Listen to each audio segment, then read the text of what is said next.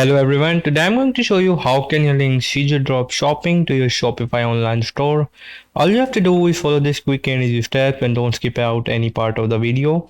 So the first thing you need to do is go to Google and search for CJ Drop Shopping.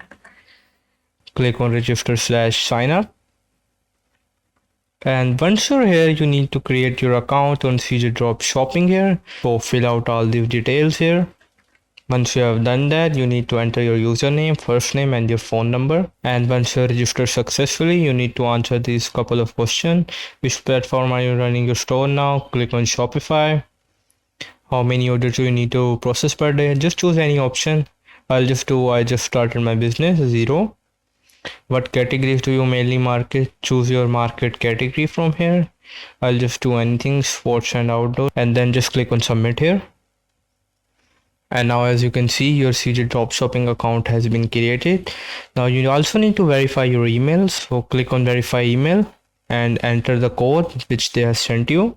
Okay, once you have verified your email, click on confirm. And now basically your account to CJ Dropshipping has been created. Now I'll show you how can you link it to your Shopify store. So you need to click on my CJ here. And now once you're here, you need to click on store authorization and click on Shopify. And it'll basically bring you here, and now you can easily add your store right now. So you need to click on add store and click on authorize, and now it will take me to Shopify app store. To add CJ Dropshipping, you need to click on add app here, and now once you are here, you need to just click on install app, and now it will take you back to the CJ Dropshipping. You need to select the account here and then just click on authorize and click on confirm. And that's basically it. Now your store has been successfully linked with CJ Dropshipping. So thank you for watching this video. Subscribe our channel, hit the bell icon, and I'll see you next time.